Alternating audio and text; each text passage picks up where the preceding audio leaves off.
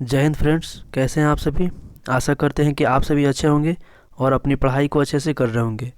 दोस्तों, अगर आप किसी भी कम्पिटिटिव एग्ज़ाम की तैयारी करते हैं और आपको निश्चित रूप से सफलता चाहिए, तो आपको हमारे चैनल को सब्सक्राइब करके हमसे जुड़ जाना चाहिए, क्योंकि यहाँ पे हम कम्पिटिटिव एग्ज़ाम से जुड़ी जितनी भी चीज़ें होती है उसका डिस्कशन करते हैं और उसका रिवीजन भी करते हैं।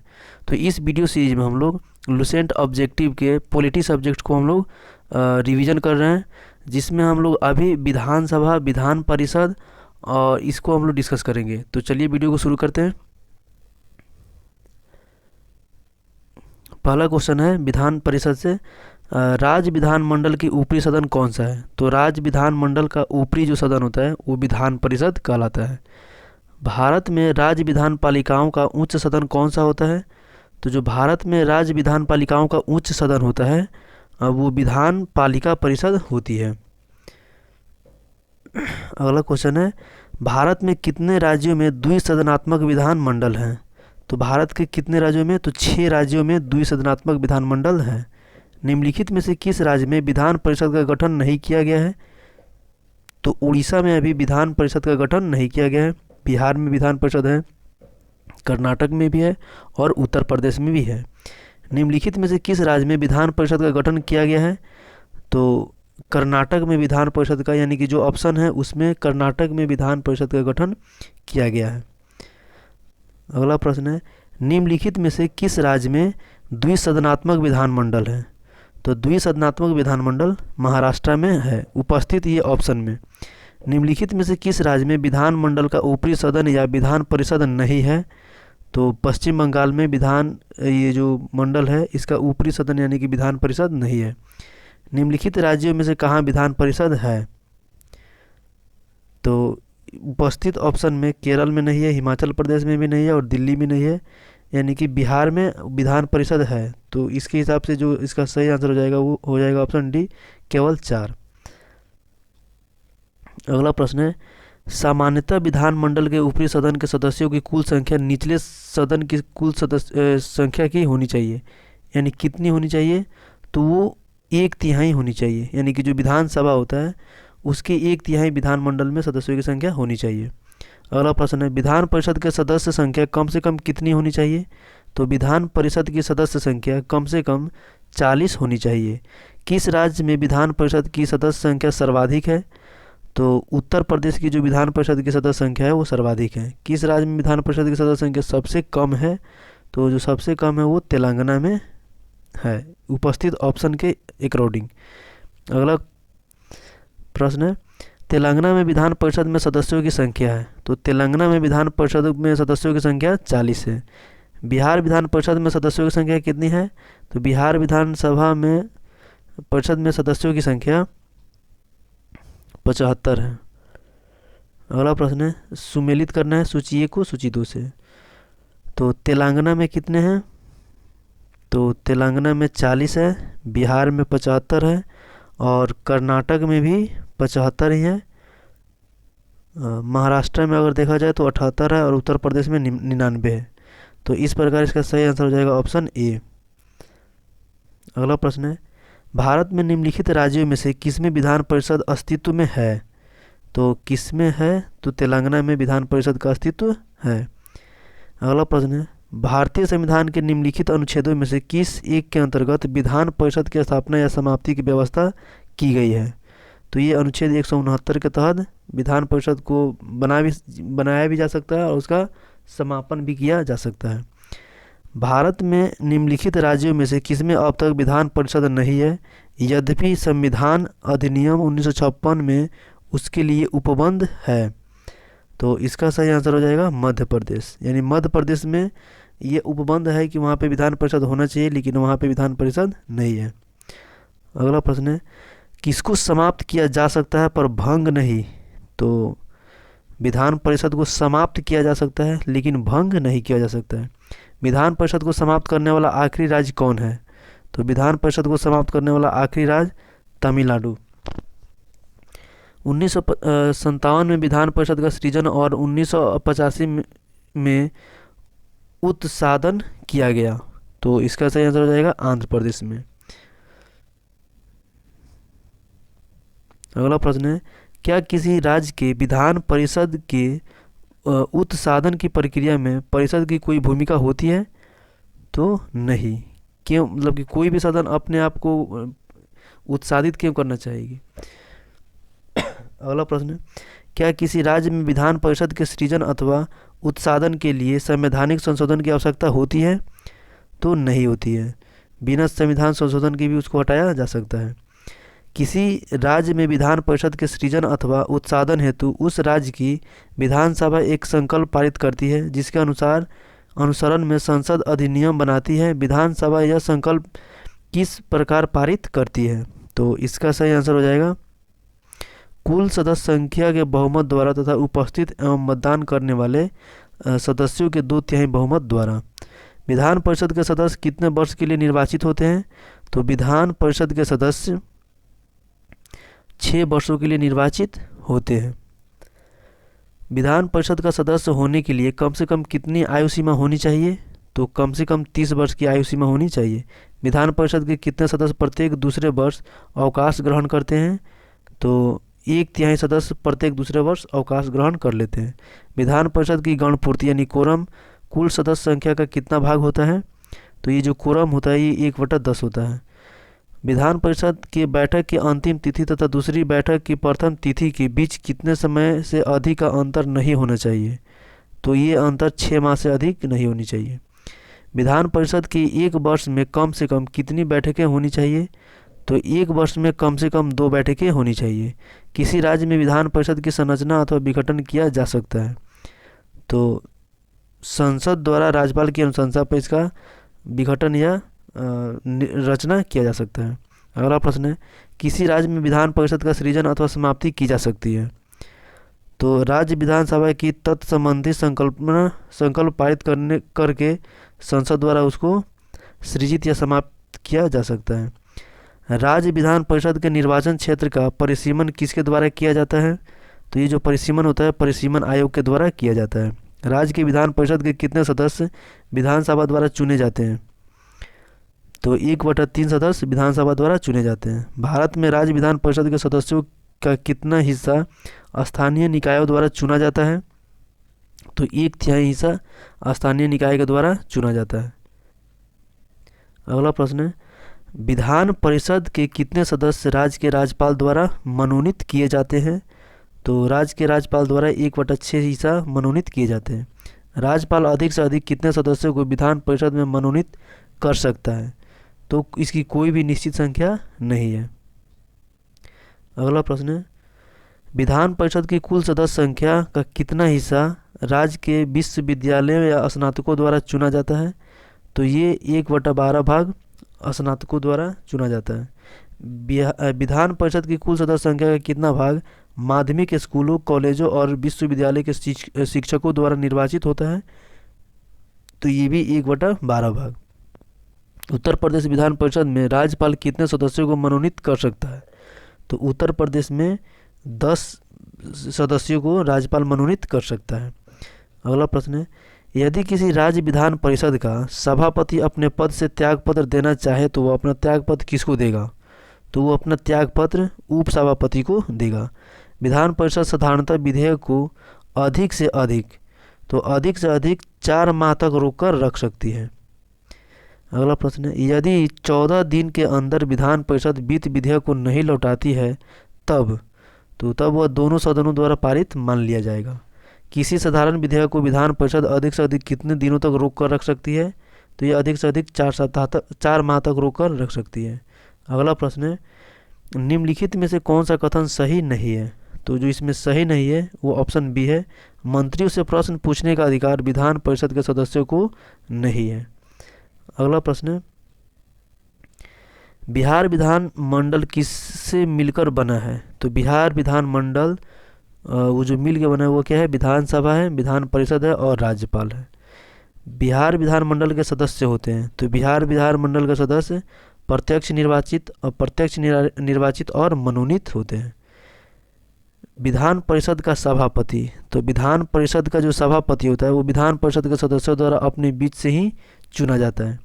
वह राज्य जहाँ विधान परिषद नहीं है, तो उत्तर प्रदेश में है, महाराष्ट्र में भी है और कर्नाटका में भी है और तमिलनाडु में क्या है, बिहार विधान परिषद नहीं है, सॉरी मतलब कि विधान परिषद तमिलनाडु में नहीं है। तो सही आंसर हो जाएगा इसका ऑप्शन डी। अगला प्रश्न है, निम्नलिखित में से किस राज्य में द्विसदनात्मक विधायिका नहीं है? तो द्विसदनात्मक विधायिका मध्य प्रदेश में नहीं है, उत्तर प्रदेश में है, बिहार में भी है और कर्नाटक में भी है। अगला प्रश्न है, निम्नलिखित में से किस प्रदेश में विधान परिषद नहीं है?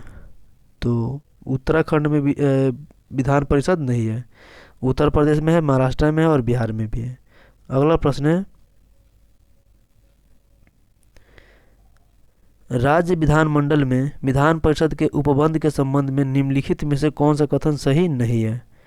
तो जो ऑप्शन सी है, कुल सदस्यों का 12वां अंश स्थानीय निकायों और सत्ताओं से मिलकर बने निर्वाचक मंडल द्वारा निर्वाचित होगा, ये क्या है, सही नहीं है, ये गलत है। और इसमें पूछा गया है कि सही कौन नहीं है, तो ऑप्शन सी इसका क्या हो जाएगा, सही आंसर हो जाएगा। अब अगला टॉपिक है विधानसभा, तो चलिए इसको भी हम लोग डिस्कस करते हैं। पहला क्वेश्चन है,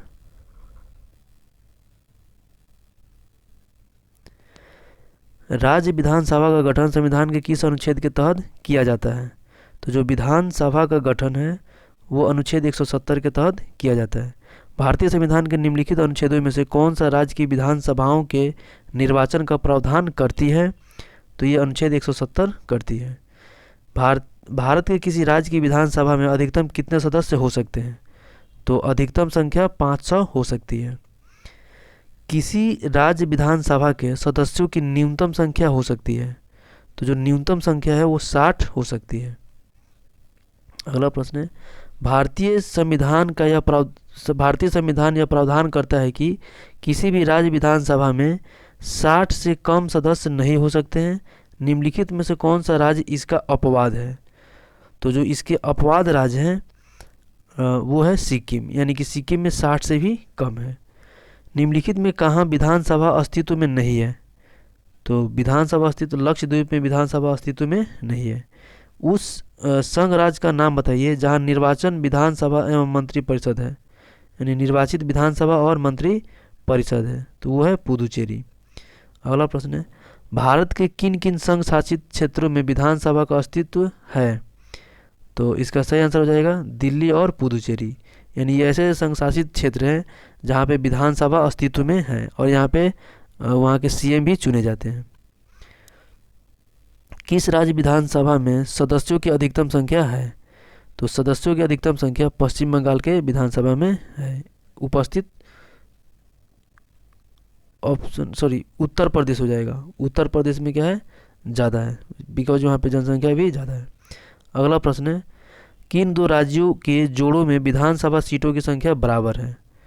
तो हरियाणा और छत्तीसगढ़ में विधानसभा सीटों की संख्या क्या है, बराबर है। उत्तर प्रदेश की विधानसभा में सदस्यों की संख्या कितनी है? तो उत्तर प्रदेश में विधानसभा के सदस्यों की संख्या 403 है। अगला प्रश्न है, असम विधानसभा में कितने सदस्य हैं? तो असम विधानसभा में 126 सदस्य हैं। बिहार विधानसभा में सीटों की कुल संख्या कितनी है? तो इसमें 243 है। विधानसभा के प्रत्येक सदस्य कम से कम कितनी जनसंख्या का प्रतिनिधित्व करते हैं? तो ये करते हैं 7500 जनसंख्या का प्रतिनिधित्व करते हैं। सामान्यतः विधानसभा का कार्यकाल कितने वर्ष का होता है?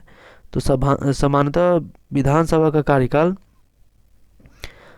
5 वर्षों का होता है, लेकिन 5 वर्ष से पहले भी अगर जो सत्ता दल है उसका अगर बहुमत समाप्त हो जाता है तो वो 5 साल पहले भी ये मतलब कि इसका कार्यकाल समाप्त हो सकता है। केंद्र शासित प्रदेश जम्मू कश्मीर की विधानसभा का कार्यकाल है, तो अब ये केंद्र शासित जो जम्मू कश्मीर है इसकी जो विधानसभा का कार्यकाल है ये हो गया है 5 वर्ष का। पहले ये 6 वर्ष था, अब 5 वर्ष हो गया। राष्ट्रीय आपातकाल के उद्घोषणा के प्रवर्तक रहने की स्थिति में विधानसभा की अवधि को कितने समय के लिए बढ़ाया जा सकता है? तो ये 1 वर्ष के लिए बढ़ाया जा सकता है। सर्वप्रथम किस राज्य की विधानसभा का विघटन उसकी प्रथम बैठक होने से पहले ही कर दिया गया? तो ये केरल का। विधानसभा का सदस्य बनने के लिए न्यूनतम आयु कितना होना आवश्यक है? तो इसमें न्यूनतम आयु 25 वर्ष होना आवश्यक है। विधानसभा की गण पूर्ति यानी कोरम की कुल संख्या का कितना हिस्सा होना चाहिए? तो इसका सही आंसर है 1/10। अगला प्रश्न है, विधानसभा का सत्र वर्ष में कम से कम कितनी बार आहूत किया जाना आवश्यक है? तो ये वर्ष में कम से कम 2 बार आहूत किया जाना आवश्यक है। विधानसभा की बैठक की अंतिम तिथि तथा दूसरी बैठक की प्रथम तिथि के बीच कितने समय से अधिक का अंतर नहीं होना चाहिए? तो ये सही आंसर है इसका 6 माह। विधानसभा अध्यक्ष का चुनाव कौन करता है? तो विधानसभा अध्यक्ष का चुनाव विधानसभा के सदस्य करते हैं। अगला प्रश्न है, अस्थायी विधानसभा अध्यक्ष यानी प्रोटेम स्पीकर की नियुक्ति कौन करता है? तो प्रोटेम अध्यक्ष की नियुक्ति राज्यपाल करता है। विधानसभा अध्यक्ष को उसके पद की शपथ कौन दिलाता है?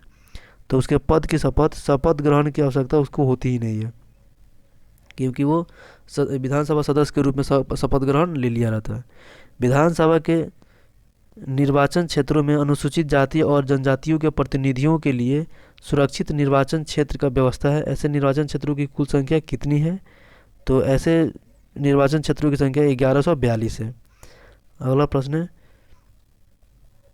विधानसभा अध्यक्ष यानी स्पीकर अपना त्यागपत्र किसको देता है? तो जो स्पीकर है अपना त्यागपत्र विधानसभा या ये उपाध्यक्ष को देता है। विधानसभा अध्यक्ष को किस प्रकार पद से हटाया जा सकता है? तो विधानसभा के सदस्यों द्वारा साधारण बहुमत से पारित संकल्पना द्वारा इसको पद से हटाया जा सकता है। अगला प्रश्न है, विधानसभा अध्यक्ष या उपाध्यक्ष को हटाने से संबंधित प्रस्ताव पेश करने के लिए कितने दिन पूर्व इसकी सूचना अध्यक्ष या उपाध्यक्ष को देना चाहिए? तो इसका सही आंसर है 14 दिन पूर्व। राज्य मंत्रिपरिषद सामूहिक रूप से किसके प्रति उत्तरदायी होती है? तो ये सामूहिक रूप से विधानसभा के प्रति उत्तरदायी होती है। अगला प्रश्न है, राज्य विधानमंडल का कोई सदस्य अपने सदन की आज्ञा के बिना सदन के सत्र से लगातार कितने दिनों तक अनुपस्थित रहता है तो सदन उसे निष्कासित करके उसके स्थान को रिक्त घोषित कर सकती है? तो इसका सही आंसर है 60 दिन। अगर इनकी कोई भी विधानसभा का सदस्य 60 दिन तक बिना कोई सूचना दिए अनुपस्थित रहता है तो उसको उस सदन से निष्कासित कर दिया जाता है। अगला प्रश्न है, राज्य विधानसभा के सदन की बैठक के लिए गणपूर्ति है।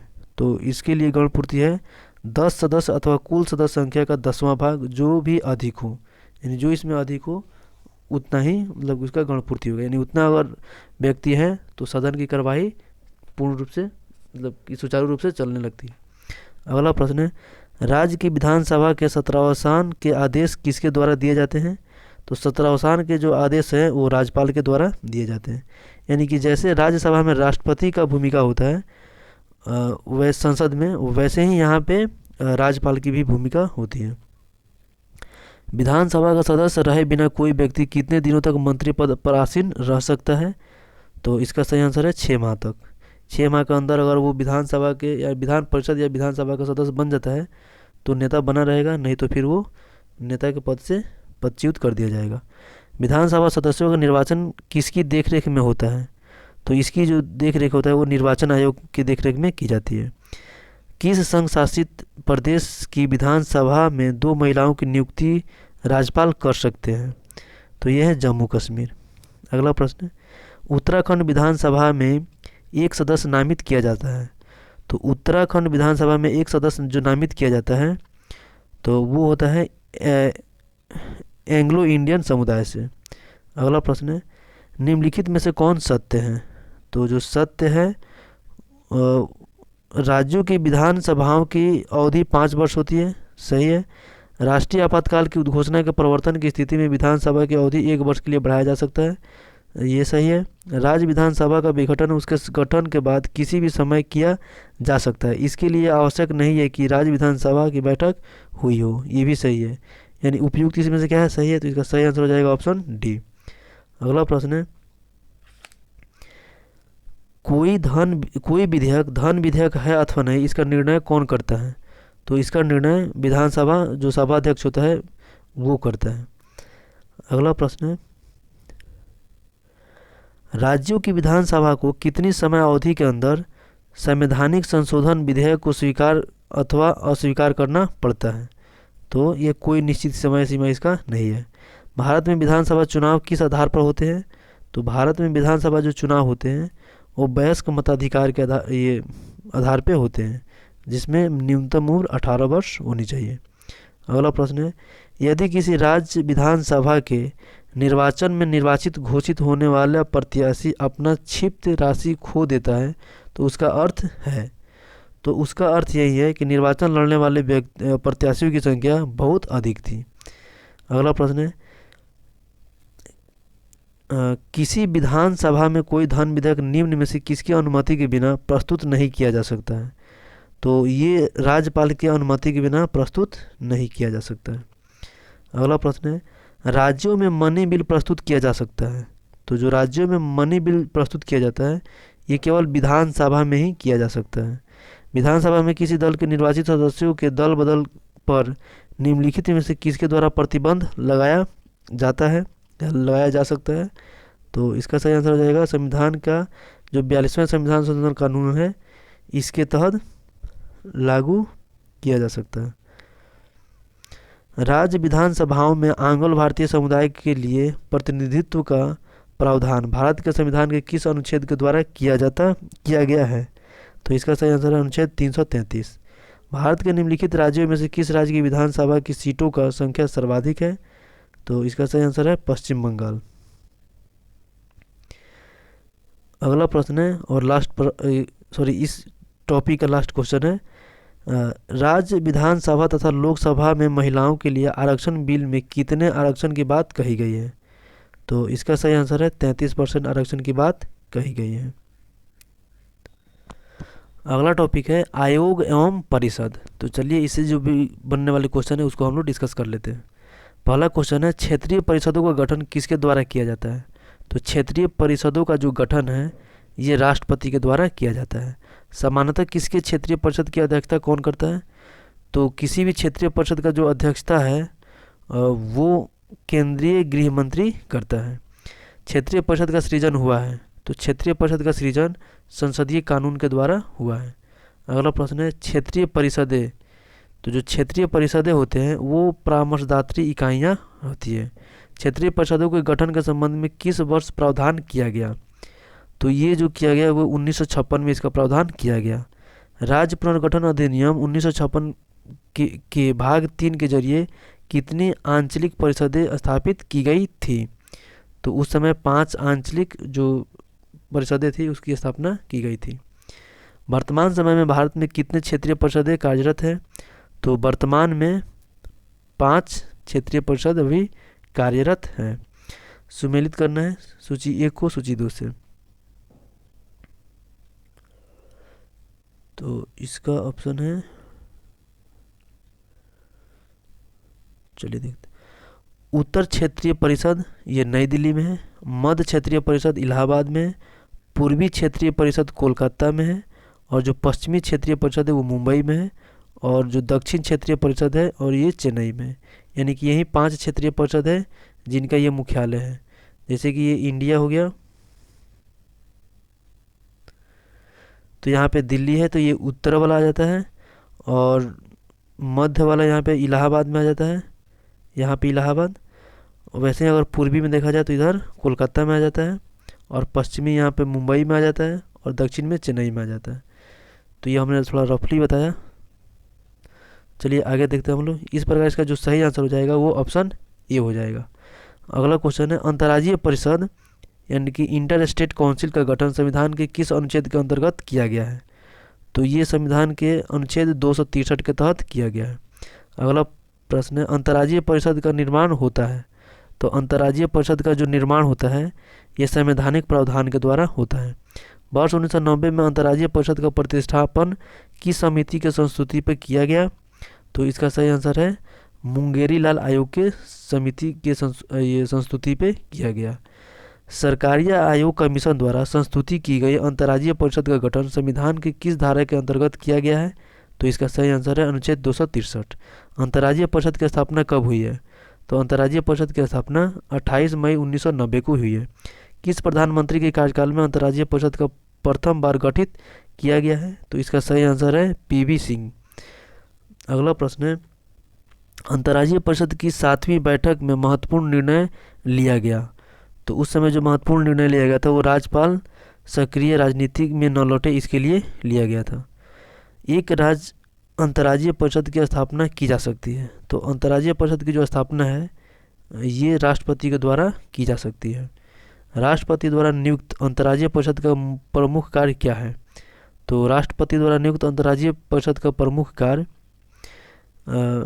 राज्यों के मध्य उत्पन्न विवादों की जांच करना और उन पर परामर्श देना, कुछ या सभी राज्यों के अथवा एक से अधिक राज्यों के समान हित से संबंधित विषयों का जांच कर विचार विमर्श करना, उपयुक्त विषयों विशेषकर इनमें संबंधित नीति और कार्य के बेहतर समन्वय की सिफारिश करना। यानी उपयुक्त सभी इसका क्या है? सही आंसर है।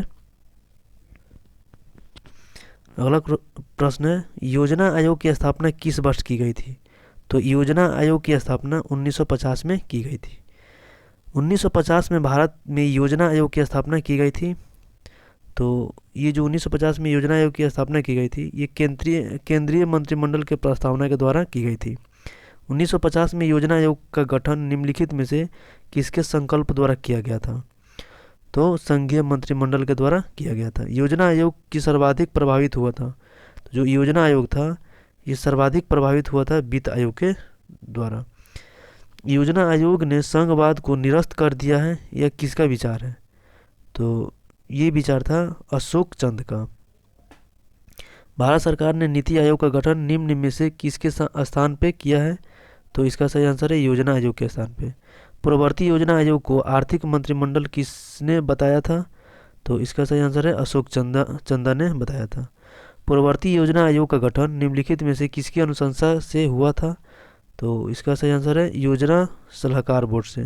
पूर्ववर्ती योजना आयोग को निम्न में से किसने कहा था कि यह न केवल केंद्र बल्कि राज्यों के लिए भी आर्थिक मंत्रिमंडल है? तो इसका सही आंसर है अशोक चंद्रा ने कहा था। पूर्ववर्ती योजना आयोग के पदेन सदस्य निम्नलिखित में से कौन थे? तो वित्त मंत्री और योजना मंत्री। इस प्रकार इसका सही आंसर हो जाएगा ऑप्शन डी। अगला प्रश्न है, पूर्ववर्ती योजना आयोग के संबंध में निम्नलिखित में से कौन सा कथन सही है? तो इसका गठन 15 मार्च 1950 को हुआ था, ये सही है। और यह एक कॉलेजियस्ट संस्था थी, ये सही है। यानी इसका जो ऑप्शन सी है वो क्या है? सही आंसर है। अगला प्रश्न है, योजना आयोग के प्रथम उपाध्यक्ष थे?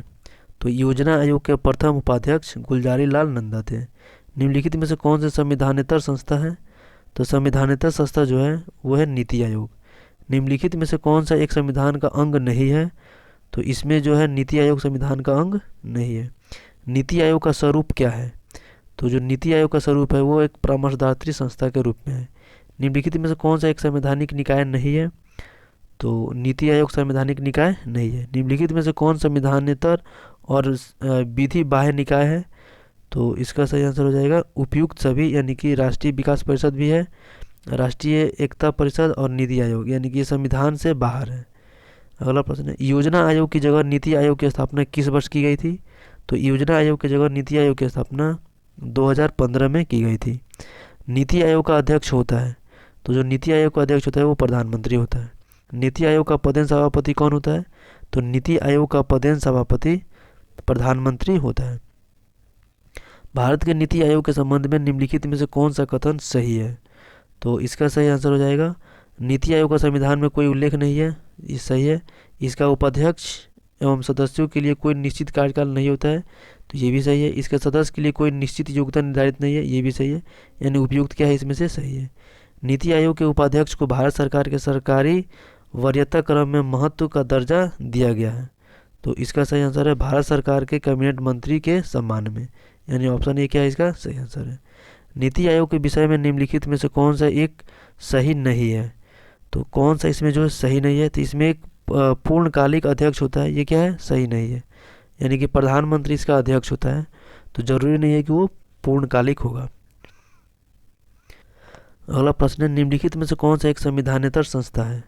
तो जो संविधानेतर संस्था है वो नीति आयोग है। संविधानेतर यानी कि उस संविधान में उसका उल्लेख नहीं किया गया। अगला प्रश्न है, निम्नलिखित में से कौन सा सर्वोच्च मंत्री परिषद के नाम से जाना जाता है? तो जो सर्वोच्च मंत्री परिषद के नाम से जाना जाता है वो है राष्ट्रीय विकास परिषद। अगला प्रश्न है, राष्ट्रीय विकास परिषद का अध्यक्ष कौन होता है? तो ये प्रधानमंत्री होता है। प्रधानमंत्री, यूनियन कैबिनेट मंत्री, मुख्यमंत्री और मंत्रिपरिषद के सदस्य होते हैं। तो इसका सही आंसर हो जाएगा राष्ट्रीय विकास परिषद के सदस्य। ये प्रधानमंत्री, यूनियन कैबिनेट मंत्री और मुख्यमंत्री और मंत्रिपरिषद सभी होते हैं। राष्ट्रीय विकास परिषद के सदस्य निम्नलिखित में से कौन होते हैं? तो राष्ट्रीय विकास परिषद के जो सदस्य होते हैं वो संघीय मंत्रिमंडल के सदस्य होते हैं, राज्यों के मुख्यमंत्री होते हैं और केंद्र शासित प्रदेशों के प्रशासक होते हैं। यानी इस प्रकार उपयुक्त सभी होते हैं। भारत में राज्यों के बीच सहयोग और समन्वय प्राप्त करने के लिए निम्नलिखित संस्थाओं में से कौन सी संविधानेतर और विधितर संस्थाएं हैं? तो इसका सही आंसर है अंतर्राज्यीय परिषद, यानी कि ओनली 4। तो ऑप्शन डी इसका क्या हो जाएगा? सही हो जाएगा। राष्ट्रीय विकास परिषद के सदस्य नहीं होते हैं। तो राष्ट्रीय विकास परिषद के सदस्य राज्यों के राज्यपाल नहीं होते हैं। राष्ट्रीय विकास परिषद का उद्देश्य है, तो राष्ट्रीय विकास परिषद का उद्देश्य है पंचवर्षीय योजनाओं का निर्धारण व उन्हें सुनिश्चित करना। अगला प्रश्न है वित्त आयोग क्या है? तो जो वित्त आयोग है ये एक पंचवार्षिक निकाय है। संविधान के अनुच्छेद 280 में वर्णित वित्त आयोग का निर्माण करता है। तो वित्त आयोग का जो निर्माण है वो भारत का राष्ट्रपति करता है। वित्त आयोग के अध्यक्ष की नियुक्ति कौन करता है? तो वित्त आयोग के अध्यक्ष की नियुक्ति राष्ट्रपति करता है। अगला प्रश्न है वित्त आयोग का गठन कितनी अवधि के लिए होता है? तो वित्त आयोग की गठन 5 वर्षों के लिए किया जाता है। भारतीय संविधान के अनुसार निम्नलिखित में से क्या संवैधानिक निकाय या संस्था है? तो इसका सही आंसर है वित्त आयोग। भारत में वित्त आयोग का प्रमुख कार्य है, तो भारत में वित्त आयोग का प्रमुख कार्य केंद्र और राज्यों के बीच राजस्व का वितरण करना है। केंद्र और राज्य में राजस्व के वितरण में सबसे महत्वपूर्ण भूमिका निम्नलिखित में से कौन निभाता है? तो ये वित्त आयोग निभाता है। अगला प्रश्न है राज्यों का सहायता अनुदान राजस्व आवंटित होता है, तो ये किसके द्वारा आवंटित होता है? तो इसका सही आंसर है वित्त आयोग के द्वारा। सामान्यतः 5 वर्षों के बाद वित्त आयोग की स्थापना की जाती है। तो इसका सही आंसर है केंद्रीय अनुदान और संघ के राजस्व में राज्यों का अंश निर्धारित करने के लिए की जाती है। अगला प्रश्न है राज्यों के कर भाग को निर्धारित करने का अधिकार किसके पास है? तो इसका सही आंसर है वित्त आयोग के पास है। केंद्र एवं राज्यों के मध्य वित्तीय विवादों के निपटारे हेतु मुख्य एजेंसी है। तो इसका सही आंसर है वित्त मंत्री। भारत में संघीय वित्त संबंध रखता है, तो जो संघीय वित्त है वो केंद्र एवं राज्यों के बीच वित्त से रखता है। भारत में राष्ट्रपति को विशिष्ट केंद्र राज्य राजकोषीय संबंधों के बारे में सुझाव किसके द्वारा दिया जाता है? तो इसका सही आंसर है वित्त आयोग के द्वारा। संघ और राज्यों के मध्य वित्तीय संसाधनों के वितरण के संबंध में सलाह देने के लिए राष्ट्रपति निम्नलिखित में से किसकी नियुक्ति 5 वर्षों के लिए करता है? तो इसका सही आंसर हो जाएगा वित्त आयोग की। अगला प्रश्न है कौन सा प्राधिकरण भारत की समेकित निधि में से राज्यों को राजस्व की सहायता अनुदान देने वाले सिद्धांतों की अनुशंसा करता है? तो इसका सही आंसर है वित्त आयोग। निम्नलिखित में से कौन सा एक वित्त आयोग का कार्य नहीं है? तो इसका सही आंसर है व्यापार कर का विभाजन करना, यानी वित्त आयोग का काम नहीं है। राज्यों को वित्तीय संकट आवंटन किसकी संस्तुति पे किया जाता है? तो इसका सही आंसर है वित्त आयोग की संस्तुति पे राज्यों में वित्त का आवंटन किया जाता है। केंद्र राज्य वित्तीय संबंध का निर्धारण कौन करता है? तो इसका सही आंसर है वित्त आयोग करता है। भारतीय संविधान के किस अनुच्छेद के अंतर्गत वित्त आयोग का गठन किया जाता है? तो ये अनुच्छेद 280 के अंतर्गत किया जाता है। वित्त आयोग में अध्यक्ष के अतिरिक्त कितने सदस्य की व्यवस्था है? तो इसमें अध्यक्ष के अतिरिक्त 4 सदस्य की व्यवस्था की गई है। निम्नलिखित में से किस सेवा निवृत्त नियंत्रक एवं महालेखा परीक्षक को वित्त आयोग का अध्यक्ष बनाया गया है, जबकि ऐसी नियुक्ति करने पर वर्जना है? तो इसका सही आंसर है AK चंदा। अगला प्रश्न है प्रथम वित्त आयोग के अध्यक्ष कौन थे? तो प्रथम वित्त आयोग के अध्यक्ष KC नियोगी थे। 15वें वित्त आयोग के अध्यक्ष कौन है? तो 15वें वित्त आयोग के अध्यक्ष NK सिंह है। निम्नलिखित में से कौन सा प्राधिकरण भारत की समेकित निधि में राज्यों को राजस्व की सहायता अनुदान देने वाले सिद्धांतों की अनुशंसा करता है? तो इसका सही आंसर है वित्त आयोग। वित्त आयोग का मुख्य कार्य क्या है? तो जो वित्त आयोग का मुख्य कार्य है वो केंद्रीय करों में राज्यों के भाग तथा केंद्र द्वारा राज्यों के लिए दिए जाने वाले वित्तीय सहायता के सिद्धांत का निर्धारण करना। केंद्र और राज्य के बीच धन के बंटवारे के संबंध में कौन राय देता है? तो ये जो राय है वो वित्त आयोग ही देता है। अगला प्रश्न है संविधान के किस अनुच्छेद द्वारा अखिल भारतीय सेवाओं का प्रावधान किया गया है? तो ये अनुच्छेद 312 के द्वारा किया गया है। संविधान के किस अनुच्छेद द्वारा लोक सेवाओं को संरक्षण प्रदान किया गया है? तो लोक सेवाओं को जो संरक्षण प्रदान किया गया है ये अनुच्छेद 311 के द्वारा किया गया है। अखिल भारतीय सेवाओं का सृजन कौन कर सकता है? तो अखिल भारतीय सेवाओं का सृजन 2/3 बहुमत से राज्यसभा कर सकता है। संविधान के किस अनुच्छेद के अंतर्गत राज्यसभा नई अखिल भारतीय प्रशासनिक सेवाओं की रचना प्रस्तावित कर सकती है? तो इसका सही आंसर है अनुच्छेद 312। क्या भारत में संयुक्त राज्य अमेरिका की भांति लोक सेवाओं का विभाजन है? तो इसका सही आंसर है नहीं। अगला प्रश्न है, भारत में किस प्रकार की प्रशासनिक सेवाएं हैं? तो जो भारत में प्रशासनिक सेवाएं हैं ये अखिल भारतीय सेवा है, केंद्रीय सेवा है और प्रांतीय सेवा, यानी कि उपयुक्त सभी प्रकार की है। निम्नलिखित में से कौन अखिल भारतीय सेवा नहीं है? तो इसमें जो भारतीय ऑडिट एवं अकाउंट सेवा ये अखिल भारतीय सेवा नहीं है। अखिल भारतीय सेवा की सम्मिलित नहीं है। तो जो अखिल भारतीय सेवा है ये भारतीय विदेश सेवा में सम्मिलित नहीं है। अखिल भारतीय सेवा नहीं है। जो अखिल भारतीय सेवा ये है भारतीय राजस्व सेवा नहीं है। अगला प्रश्न है, 1961 तक किसी अतिरिक्त अखिल भारतीय सेवा की स्थापना नहीं की गई थी। तब से अब तक अखिल भारतीय सेवाओं की सूची में शामिल की गई नई सेवा निम्नलिखित में से कौन है? तो इसका सही आंसर है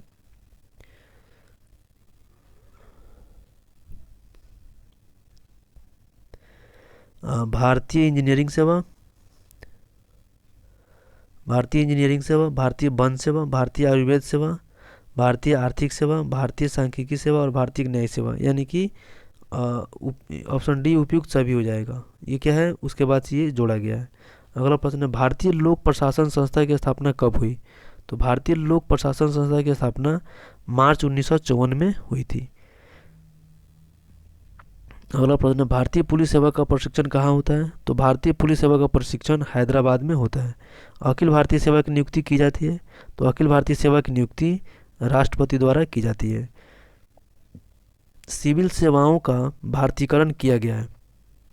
तो सिविल सेवाओं का भारतीयकरण लॉर्ड लिटन द्वारा किया गया। अखिल भारतीय सेवा का गठन कर सकता है। तो अखिल भारतीय सेवा गठन संसद कर सकती है।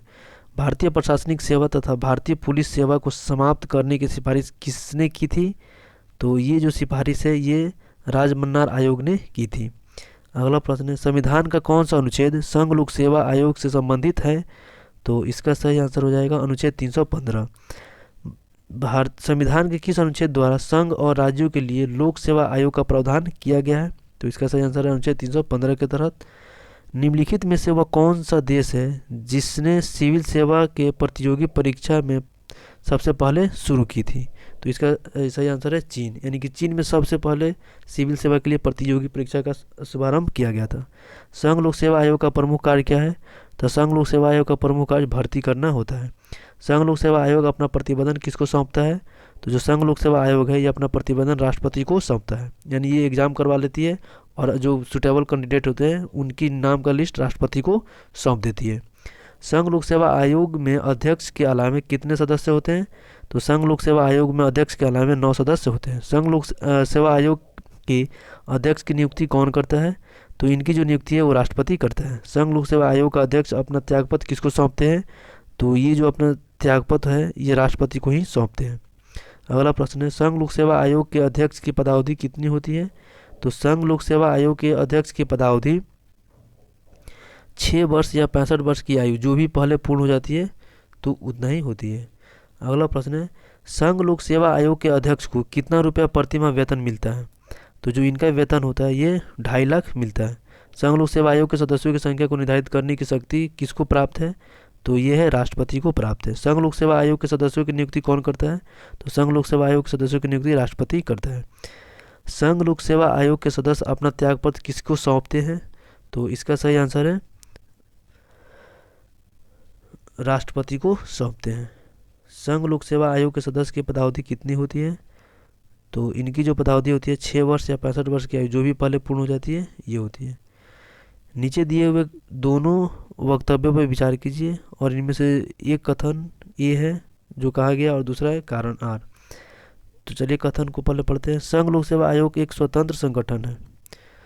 तो संघ लोक सेवा आयोग जो है एक स्वतंत्र संगठन है, ये क्या है? गलत है, स्वतंत्र नहीं है। संघ लोक सेवा आयोग एक संवैधानिक निकाय है। तो ये संवैधानिक निकाय है, ये सही है। तो इसका सही आंसर हो जाएगा डी, ये गलत है लेकिन आर इसका क्या है? सही है।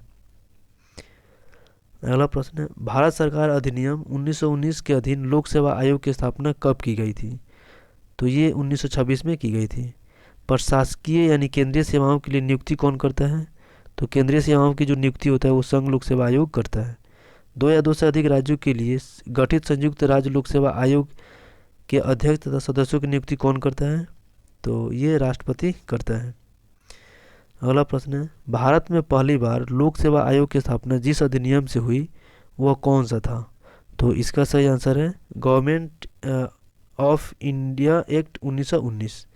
भारत में संघ लोक सेवा आयोग के लिए निम्नलिखित में से कौन सा सही है?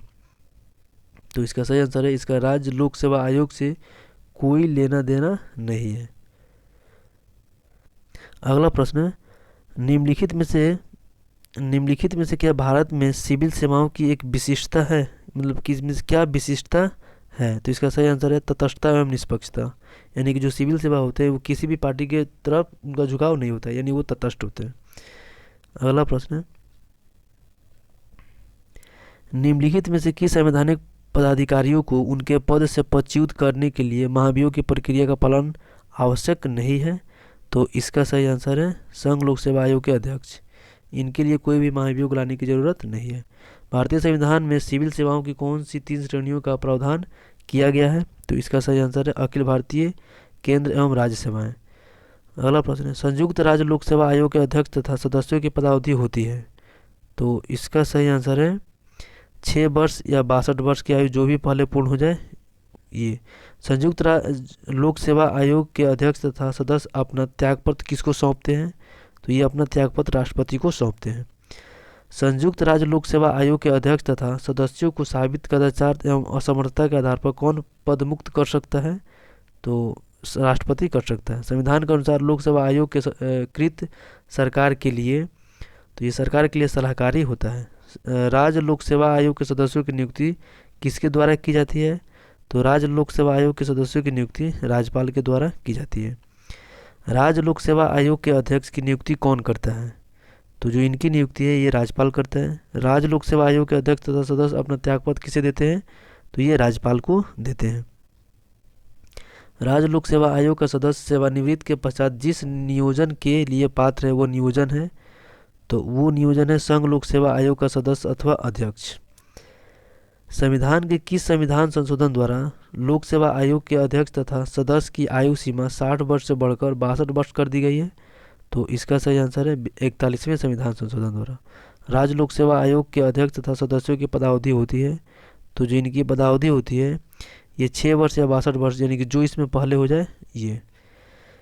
राज्य लोक सेवा आयोग के अध्यक्ष तथा सदस्यों को साबित कदाचार तथा असमर्थता के आधार पर कौन पदमुक्त कर सकता है? तो इनको राज्य लोक सेवा आयोग, तो राष्ट्रपति कर सकता है। राज्य लोक सेवा आयोग के अध्यक्ष तथा सदस्यों को निलंबित करने की शक्ति किसे है? तो राज्यपाल को है। राज्यपाल निलंबित कर सकता है, लेकिन जो राष्ट्रपति है उनको निष्कासित कर सकता है। अगला प्रश्न है, द्वितीय प्रशासनिक सुधार आयोग जो 2005 में आया था किससे संबंधित था? तो जो द्वितीय प्रशासनिक सुधार आयोग था ये उत्तम शासन के लिए समस्थानिक व्यवहारों के सुधार के लिए था। द्वितीय प्रशासनिक सुधार आयोग ने किन विषयों पर रिपोर्ट तैयार की है? तो इसका सही आंसर है शासन में आधार नीति, स्थानीय शासन और आतंकवाद का सामना करना, यानी कि ऑप्शन डी इसका क्या है सही आंसर है। अगला प्रश्न है, भारत में केंद्रीय सतर्कता आयोग की स्थापना निम्नलिखित में से किसकी सिफारिश पर की गई है?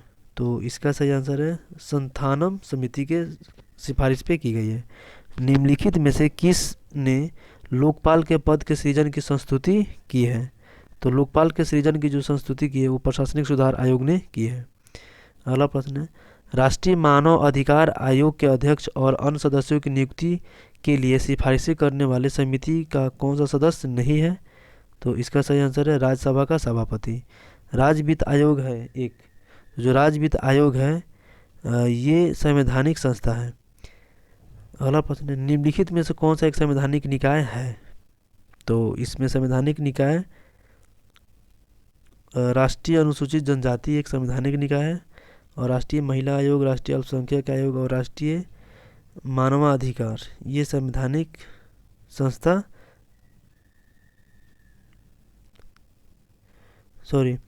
और राष्ट्रीय अल्पसंख्यक आयोग, ये भी क्या है, संवैधानिक संस्था है। तो इस प्रकार इसका सही आंसर हो जाएगा ऑप्शन सी। सॉरी, अनुसूचित जाति नहीं होगा, इसका हो जाएगा केवल एक, यानी कि दोस्तों यहाँ पे थोड़ा सा गड़बड़ी हो गया। क्वेश्चन है निम्नलिखित में से कौन सा संवैधानिक निकाय है। तो जो राष्ट्रीय अनुसूचित जनजाति आयोग है ये संवैधानिक निकाय है, तो इसका सही आंसर हो जाएगा ऑप्शन ए। अगला प्रश्न है राष्ट्रीय विकास परिषद की स्थापना कब की गई है। तो राष्ट्रीय विकास की परिषद की स्थापना 1952 में की गई है। राष्ट्रीय मानवाधिकार आयोग की स्थापना कब की गई है। तो राष्ट्रीय मानवाधिकार की स्थापना 1993 में की गई। राष्ट्रीय एकता परिषद का गठन कब किया गया। तो राष्ट्रीय एकता परिषद का गठन 1961 में किया गया। सबसे प्राचीन काल में आरंभ करते हुए आयोगों के गठन का सही अनुक्रम निम्नलिखित में से कौन सा है। तो इसका सही आंसर है निर्वाचन आयोग, योजना आयोग, वित्त आयोग और निवेश आयोग, यानी ऑप्शन 20 का क्या है, सही है। पूर्वोत्तर परिषद का पदेन अध्यक्ष इनमें से कौन है। तो इसका सही आंसर है केंद्रीय गृह मंत्री। अगला प्रश्न है भारत में पहला परिसीमन आयोग किस वर्ष गठित किया गया था।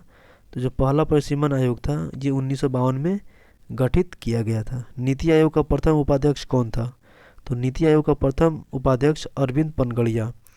केंद्रीय सूचना आयोग का गठन किस वर्ष किया गया था। तो केंद्रीय सूचना आयोग का गठन 2005 में किया गया था। केंद्रीय सतर्कता आयोग का गठन किस वर्ष किया गया था। तो केंद्रीय सतर्कता आयोग का गठन 1964 में किया गया था। राष्ट्रीय महिला आयोग का गठन किस वर्ष किया गया था। तो राष्ट्रीय महिला आयोग का गठन 1992 में किया गया था। राष्ट्रीय महिला आयोग के प्रथम महिला अध्यक्ष कौन थी।